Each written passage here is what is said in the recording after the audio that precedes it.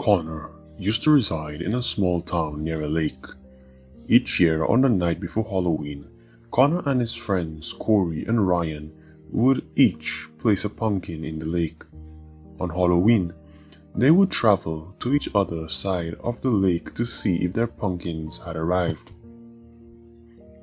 On a cold October night, Connor had gathered his friends at the lake. They each carefully set their pumpkins in the dark water. The boys knew that they should head home. There had recently been a kidnapping after all. Connor and Ryan started to walk back, but something had caught Corey's eyes. He informed the others that he thought he saw something behind a tree that was only a handful of yards away. That tree lies in front of a thick forest, letting anything that used to lurk behind it hastily escape view. Early in the afternoon, Connor and his friends were at the lake, eager to start the long trek to the other side. There had been a brief downpour the previous night, hence the ordinary bare dirt path had shifted into a damp mud. As the boys were walking, Ryan pointed out what looked to be light footprints traveling down the trail. However, Corey and Connor didn't think much of it.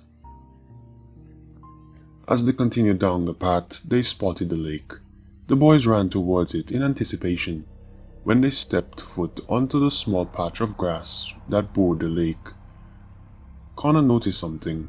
His pumpkin, an average-sized pumpkin, with a stem that curled and ended in a point, rested on the grass. Ryan's pumpkin was on the shore about a yard away.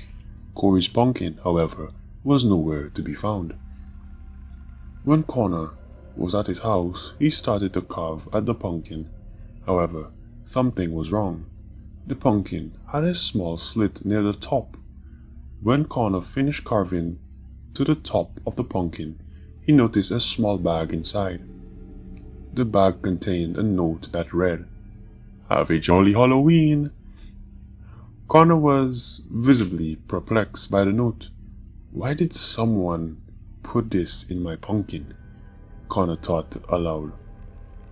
Connor decided aloud that it might have been in there before he even brought the pumpkin.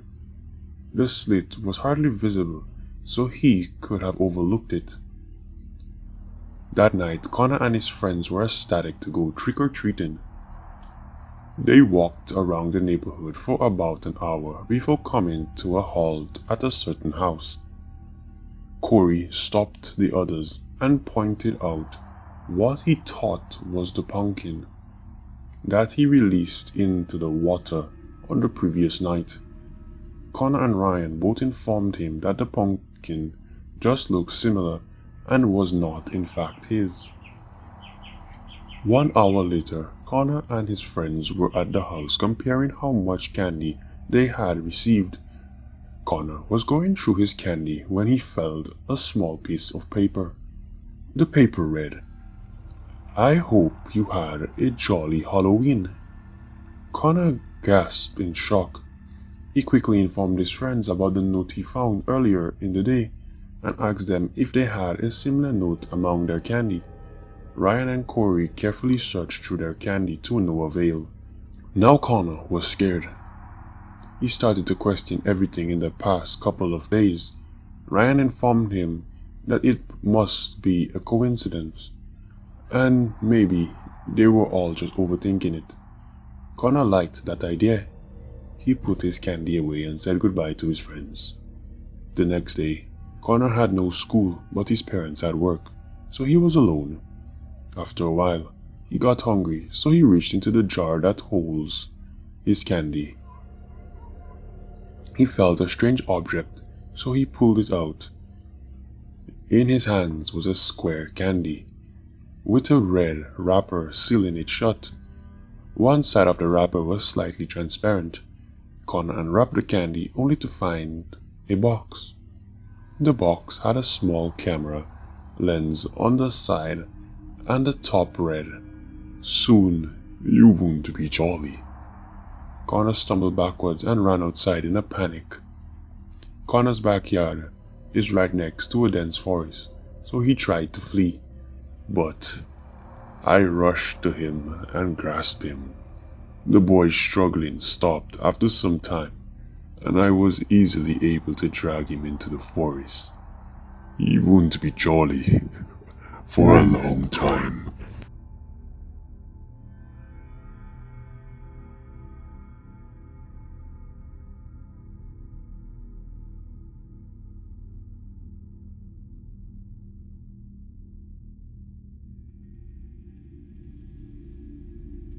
Halloween used to be my favorite holiday. It was the one time of the year you could be anything you wanted to be. You could draw out your darkest desires and display them for the world to see. No one would think you were odd for being the person you always wanted to be. There was no judgment for your choice of attire, and oftentimes you were commended for that choice. Then, at the end of the night, you received a reward for your efforts in the form of a bag full of candy. I am far too old to go door to door begging for treats, but I enjoy watching my children do the same. Weeks in advance, we let them pick their costumes. They are far too young to delve into the ghastly and usually end up picking a character of a popular movie or TV show. I simply take my pictures and urge them on to each doorway. I always remind them to say trick or treat before the door opens. It has been this way for a few years now, but I am starting to question the tradition, especially after visiting 113 Forest Road. This past year, we made the rounds of our local neighborhood. We made sure to only approach homes that had their porch lights on, which was the unspoken rule. Our night had almost come to an end when we reached a home that had been vacant for the last 2 seasons. It was the largest within the neighborhood, towering at 2 stories, when all others only had 1 level. It was a large brick Victorian monstrosity that may have once been beautiful, but the landscape had long needed work. It was the house most kids made stories about, and when we saw the dim glow of that yellow bulb, I was unsure of letting my children approach. My oldest begged to ring the doorbell, and my youngest simply wanted more candy. I was outnumbered and relented at their pleases. My wife sat within the idling vehicle, while I followed close behind. The 2 made their way up the steps, and I waited at the bottom, like always. I reminded them of what to say. My oldest son held his brother's hand and pressed the lighted button. Ringing, much like church bells, echoed from within the house for a moment before returning to silence. After a few seconds, they turned to me with questioning looks. I had noticed a moving truck parked outside the home earlier in the month and knew someone must live there, but I had not seen them. There was no car in the driveway, and I did not see any lights on inside. I started to think they were simply gone and left the lights on in case it was dark by the time they returned. I waved to my children to come back to the car and told them we would head home. The look of disappointment on their faces told me they were not ready to end the night just yet. Their faces lit up as the door creaked to life and a voice beckoned them to wait. "Trick or treat," they both screamed with excitement. A feeling rolled in me like thunder, and a signal of danger rang in my head. Something was not right. If they were home all this time, where was the car I had seen sitting in the driveway the last few weeks? Instinctively advanced on my two children, taking the steps in leaps.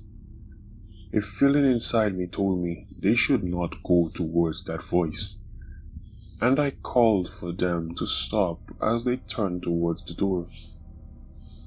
I choose both. The voice seemed strained like that of a lifetime smoker. Two ragged hands shot from the pathway and drew both of my little boys inside. Their screams echoed in my head. My adrenaline shot me forward, but my body slammed against a closing door. I pounded repeatedly, screaming obscenities of every nature. My body shook violently as my world became a spiral of despair. The whole scene drew the attention of my wife, and soon she was right behind me in an effort to find the entry. I took a step back, lifted my right foot, and dropped it full force onto the hardwood. The doorframe shattered, allowing the barrier to fly free into the darkness. I cried out in terror for my little boys as I rushed to each room. My entire reason for living had been snatched up in an instant, and I had been too late to stop it. When the house had been searched completely with no results, my wife phoned the authorities through wails of agony. We both held each other until sirens lit up our tiny neighborhood. It had been a year now, and we still have no answer as to what happened to our children. My wife distanced herself from me, and I am sure she blames me for what happened. I don't fault her for that. I blame myself as well. If I had not let them go to that door or listened to my feelings sooner, they would both still be here. Halloween is no longer a time of fun for us, but a reminder of our mistakes. I don't even leave my house on that night, and even the sight of a pumpkin makes tears stream down my face. The drive home from work is especially hard, witnessing the houses that decorate for the occasion. I am almost in a panic before I close myself within the safeties of my home. Please, if you read this, don't let your kids visit 113 Forest Road on Halloween. Long ago, on Halloween night, a masked killer roamed the desolated streets of a quiet Arizona suburb. In search of victims, his blade trembled in his hand as he hunted. The muffled breathing behind the laxative clown mask was all that could be heard from him. His eyes raced from side to side as he watched countless children prance around in their colorful or spooky costumes, shouting with joy and excitement from the endless amounts of sugar they would soon devour. Continuing down the street, he spotted a teenage couple preparing to enter a treehouse in the backyard. Making his way towards them, the couple was already safe inside. It wouldn't be long before they'd make their exit, and this man had nothing but patience along with the urge to strike. As the couple made love in the tree house, the silent figure leaned behind the tree in wait, taking the blade against the bark. He carved something that read, "Hide all you want, I will find you." As he finished his crude writing, a groan could be heard from above implying that the mail had finished. "Oh my God, that was amazing. I'm going to grab a beer, you want one?" he asked his lover before she smiled and nodded in approval. Slipping into his jeans, he blew her a kiss as he exited through the trapdoor in the floor of the wooden asylum. Silently whistling a tune, The man behind the tree reached out and clamped his free hand fiercely around the young teen's throat and slammed his head against the rough bark. The teen struggled to break free before the bark was struck a second time from his skull. Blood sprayed against the killer's mask as he forced the boy to stop breathing and ended his life. Through a final slam, the limp figure fell free from the grip and collapsed into the grass. Glaring down at the teen boy, he felt no remorse for what he did. A thumb from above refocused his attention to the girl, still inside. He took hold of the crude planks nailed into the tree, used as a ladder and made his way inside. "Well, it took you long enough," she began to say as the creaking of the trapdoor echoed inside the small room. "Where's my—" She stopped suddenly as she turned over to see who was standing over her. She began to sob in fear as he exposed the blade. "I swear I have no idea where she is," she began. "You have to believe me. Please don't hurt me." Her cries of desperation had no effect on the killer as he made his way closer to her. She pushed herself away from him until she was in the far corner of the treehouse. Inching closer, the man sheathed the blade and reached down to help her up as if sympathizing with her. Her tears began to slow as she looked him in the eyes, believing that he would not harm her. She smiled a bit before the man let out a muffled exhale of breath and forcefully grabbed her throat. The rubber of the glove was all she could feel before he pushed her against the wall and raised her higher. Exposing the blade once more, she struggled like her boyfriend did outside as he lightly pressed the razor-sharp tip against her soft flesh.